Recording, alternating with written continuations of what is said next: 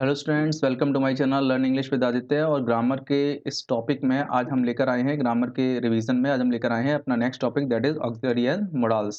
Okay, तो modals क्या हैं, कैसे वर्क करते हैं, क्या फंक्शन है, आइए इसको थोड़ा सा समझ लेते हैं। एक्चुअल में जो हमारी हेल्पिंग वर्ब होती हैं, जिनको हम ऑक्सिलरीज भी बोलते हैं, वो दो टाइप की होती हैं। चलिए इसको थोड़ा सा डिटेल में जान लेते हैं।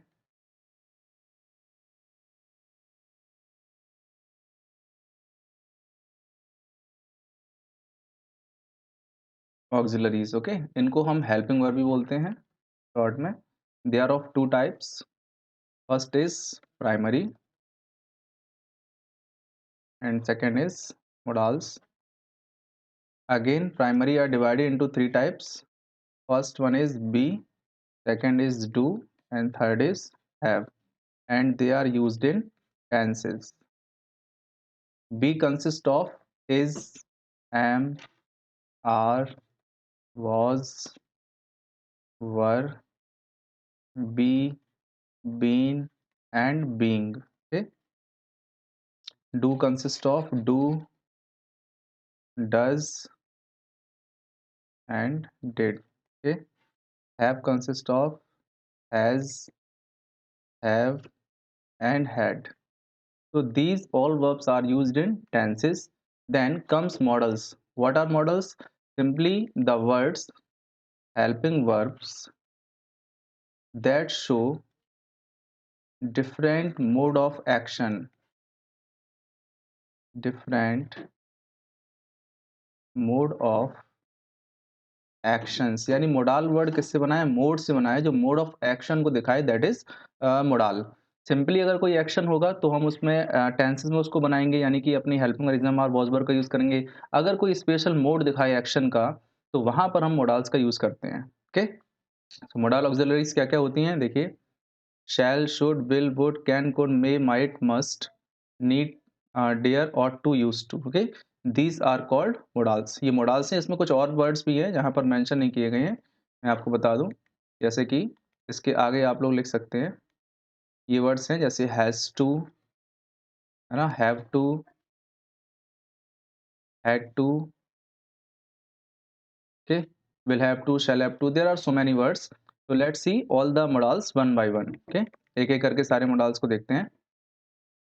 तो सबसे पहले मोडाल्स को देखेंगे कि जो हमारी जो बेसिक मोडाल्स हैं, जैसे कि वुड है, शुड है, कैन है, कुड है, इनको देखते हैं। हैज़ टू, हैव टू को देख लेते हैं स्टार्टिंग में। जैसे दिया हुआ है हैज़ टू, हैव टू, इनका यूज़ कहाँ करेंगे, ध्यान रखेंगे। ये किसके लिए आते हैं? फोर्स के लिए या ऑब्लाइजेशन के लिए। फोर्स या ऑब्लाइजेशन किस में? प्रेजेंट टेंस में, यानी कि प्रेजेंट में फोर्स और ऑब्लाइजेशन के लिए आते हैं। लिखा हुआ है use to show it is necessary to do something. जब कुछ करना जरूरी होता है, आवश्यक होता है, वहां पर हम हैज टू, हैव टू का यूज करते हैं। सिंपली बोलते हैं ना, जैसे मुझे घर जाना है, दैट मीन्स ये कंपलसरी है, जाना है, फोर्स करना है, फोर्स कर रहे हैं इसमें। I have to go home. तो हैज टू और हैव टू फोर्स करने के लिए या फिर कंपल्सन के लिए, कंपल्सन के लिए इसको हम यूज करते हैं प्रेजेंट में। Okay, next had to. Had to again compulsion के लिए यूज करते हैं। इसको कहाँ यूज करते हैं? पास्ट टेंस में। ठीक है, फोर्स करने के लिए, कंपल्सन के लिए। यूज टू, यूज टू क्या दिखाता है? यूज टू हमारा दिखाता है पास्ट की हैबिट। देखिए लिखा हुआ है refer to past habitual action, यानी कि ऐसे एक्शन जो पास्ट में होते थे अब नहीं हो रहे हैं, वहां पर हम यूज टू का यूज करेंगे। यूज टू एक हमारा मेन वर्ब भी होता है, यूज टू का मतलब हैबिचुअल भी होता है। तो ऐसे एक्शन जो पास्ट में होते थे प्रेजेंट में नहीं हो रहे हैं, वहां हम यूज टू का यूज करते हैं। Okay, next is shall. Shall हमारा होता मोडाल से, लेकिन हम इसको टेंस में पढ़ते हैं, फ्यूचर टेंस में पढ़ते हैं। तो शेल का यूज क्या होता है? एक तो सिंपल फ्यूचर में यूज होता है इसका, ठीक है, जानते हैं हम किसके साथ? आई एंड वी के साथ। ध्यान रखना, अगर सेंटेंस में कंपल्सन है, कंपल्सन मतलब होता है कुछ काम कंपलसरी है इसको करना, तो वहां पर उल्टा हो जाता है। वहां पर अदर्स के साथ, जो अदर हेल्पिंग वर्ब हैं, उनके साथ हम शेल का यूज कर देते हैं। ठीक है, नेक्स्ट लिखा हुआ है, देखो दिया हुआ है shall is also use with second and third person to express. क्या एक्सप्रेस करने के लिए? कमांड एक्सप्रेस करने के लिए, थ्रीट एक्सप्रेस करने के लिए, प्रॉमिस एक्सप्रेस करने के लिए। ठीक है, अगेन नेक्स्ट विल। विल का यूज हम जनरली किससे करते हैं? सेकंड और थर्ड पर्सन में करते हैं। किसके लिए? सिंपल फ्यूचर के लिए। और इसका भी वही रूल है, इसमें हम कंपल्सन के लिए यूज कर सकते हैं। देखो आई के साथ विल लगा हुआ है ना, तो ये हमारा विल का यूज हो गया। नेक्स्ट है शुड। शुड का मीनिंग क्या होता है? शुड का हिंदी अगर हम देखें तो शुड का हिंदी अर्थ चाहिए होता है। और ये किस लिए यूज़ होता है? शुड एक तो शैल का पास्ट होता है, यानी कि जब हम इनडायरेक्ट स्पीच बनाएँगे तो जहाँ पर आई के साथ डायरेक्ट में शैल लग रहा है, वहाँ पर इनडायरेक्ट में आई के साथ किसका यूज़ होगा? शुड का। ओके? नेक्स्ट शुड ड्यूटी भी दिखाता है। अगर ड्यूटी या एडवाइस दिखा रहा है तो सारे सब्जेक्ट के साथ इसका यूज़ होगा। अगर केवल फ्यूचर दिखा रहा है तो वहाँ पर आई और वी के साथ ही यूज़ होगा। तो ड्यूटी और एडवाइस के लिए शुड का यूज़ हम यू के साथ भी कर सकते हैं। इस कंडीशन में जो शुड की हिंदी होती है ना, वो चाहिए के सेंस में आती है। जैसे आपको अपना पार्ट खुद याद करना चाहिए, है ना? आपको दूसरों की हेल्प करनी चाहिए, तो यहाँ पर शुड का यूज़ चाहिए के सेंस में और इस कंडीशन में सारे सब्जेक्ट के साथ इसका यूज़ हो सकता है। नेक्स्ट है आपका पर्पस शो करने के लिए, ठीक है? नेक्स्ट है प्रोबेबिलिटी शो करने के लिए। अगेन वुड, वुड क्या है? एक तो विल का पास्ट हो गया वुड, ठीक है? दूसरा क्या है? Future expectation denote a past tense will. और दूसरा हैबिचुअल एक्टिविटी दिखाने के लिए, हैबिचुअल एक्टिविटी के लिए भी हमने एक और पढ़ा था, जहाँ पर था हमारा यूज्ड टू। ओके? तो यूज्ड टू और वुड लगभग एक जैसे ही है, बहुत माइन्यूट डिफरेंस होता है यूज्ड टू और वुड में। तो यूज्ड टू हैबिट दिखाता है, वुड भी कोई पास्ट की हैबिट दिखा रहा है habitual activity in the past. Polite request के लिए, ये हम लोग जानते हैं, पोलाइट रिक्वेस्ट के लिए यूज़ करते हैं कहाँ पर? इंटेरोगेटिव सेंटेंस में। ध्यान रखना, ये क्वेश्चन वहाँ लग रहा है ना? तो इंटेरोगेटिव सेंटेंस में पोलाइट रिक्वेस्ट के लिए यूज़ करते हैं। एक्सप्रेस ए विश, विश को एक्सप्रेस करने के लिए वुड का यूज़ करते हैं, ठीक है? प्रेफ़रेंस के लिए वुड का यूज़ करते हैं, यानी क्या चीज़ हम ज़्यादा पसंद करेंगे, उसके लिए वुड का यूज़ करते हैं। अगेन नेक्स्ट है आपका कैन एंड कुड। ओके? तो कैन क्या करता है? कैन और कुड ये हमारे दिखाते हैं कैपेसिटी, परमिशन, ठीक है?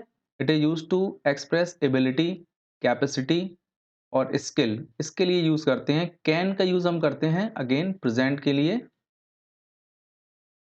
कैन का यूज़ करते हैं प्रेज़ेंट के लिए एंड कुड का यूज़ करते हैं पास्ट के लिए।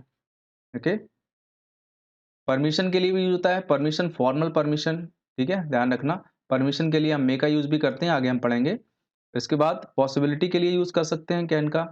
इसी तरह जो सेम कंडीशन है वो कुड के लिए भी है, बस कुड क्या हो जाता है? कुड पास्ट के लिए होता है और कैन प्रेज़ेंट के लिए होता है। नेक्स्ट है हमारा मे एंड माइट, दोनों किस लिए यूज़ होते हैं? मोस्टली प्रोबेबिलिटी के लिए यूज़ होते हैं। लिखा हुआ है ना, may all the persons in the past tense and future tense.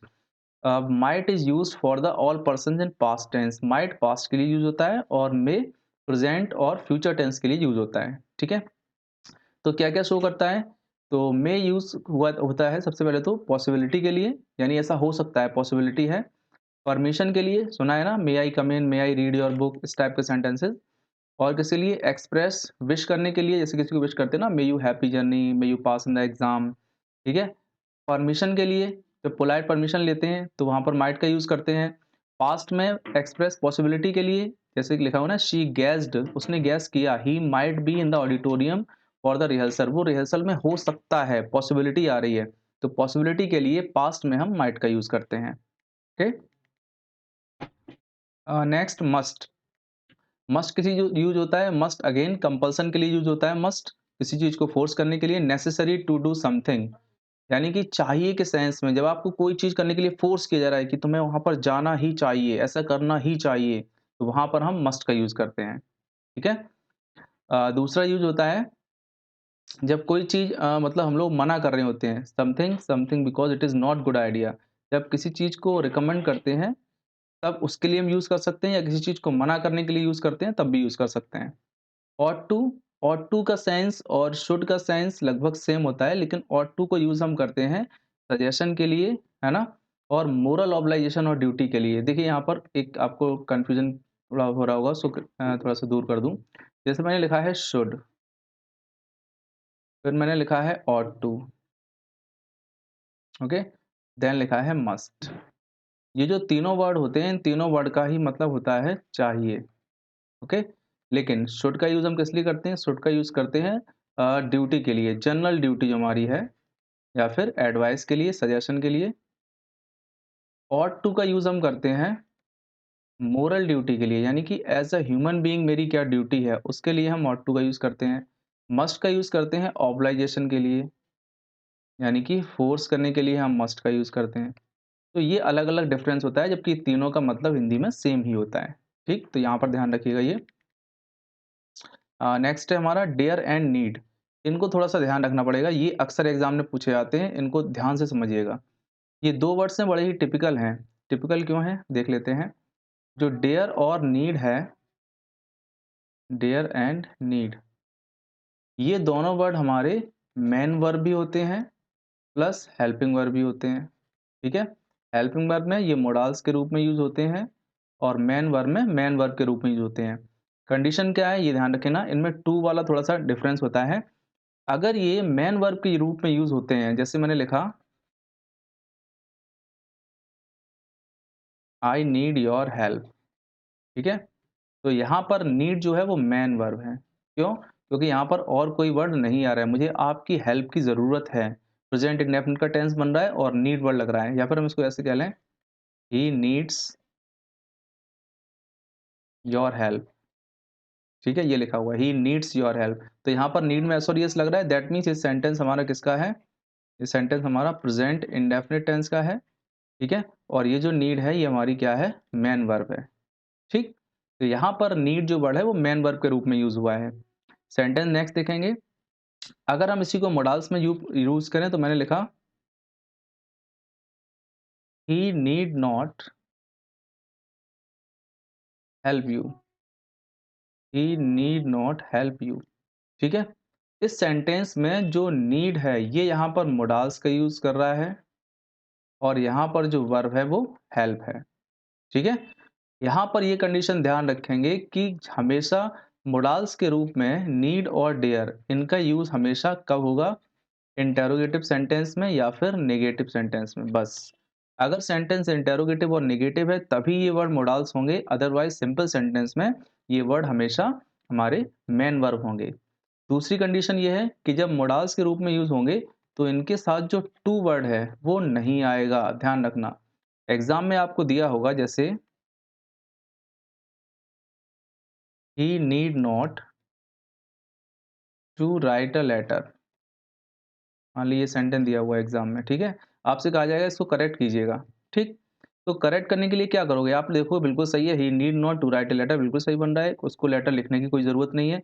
लेकिन ये रूल ध्यान रखेंगे कि अगर नीड नॉट आ रहा है, यानी नीड के साथ नॉट का यूज़ हो रहा है, तो वहाँ पर टू नहीं लगेगा। यानी ये सेंटेंस प्रॉपर्ली बनेगा, he need not write a letter. Is it clear? तो ये वर्ड अक्सर एग्ज़ाम में पूछे जाते हैं, तो ये तो हो गया नीड का। इसी तरह डेयर का भी होता है। जैसे ये दिया हुआ है, एग्ज़ाम्पल देख लीजिएगा। एग्ज़ाम्पल दिया हुआ है, I dare you to eat all the food on the table. अब देखो अफ़र्मेटिव में यूज़ हुआ है ये, मतलब मेन वर्ब की तरह यहाँ पर लिखा हुआ है, ये सारे सेंटेंस में ये मेन वर्ब है, तो यहाँ पर टू का यूज़ हो रहा है, देख रहे हो ना? टू ईट, टू प्रूव, तो मेन वर्ब में तो यूज़ हो सकता है। अगर ये सेंटेंस नेगेटिव हो या इंटेरोगेटिव हो, तो वहाँ पर इसका यूज़ टू के साथ नहीं होगा। जैसे दिया है, हाउ डेयर शी से दिस, यहाँ पर ये हो सकता था हाउ डेयर टू शी से दिस, लेकिन यहाँ पर डेयर लगा हुआ है और ये सेंटेंस इंटेरोगेटिव है, इसलिए यहाँ पर टू का यूज़ नहीं होगा। तो आई थिंक ये चीज़ आप लोगों को समझ में आ गई होगी अच्छे से। तो these were the some models, और इनको अच्छे से मैंने कोशिश की है एक्सप्लेन करने की। फिर भी अगर कोई डाउट हो तो आप लोग फिर से वीडियो देख लीजिएगा और मुझे कमेंट कर दीजिएगा, मैं एक बार फिर से क्लियर करा दूँगा। Okay, so that's it for today. These were the some rules and some explanation of modals that are in your syllabus and will appear in an exam as well. So thanks for today. Have a good day.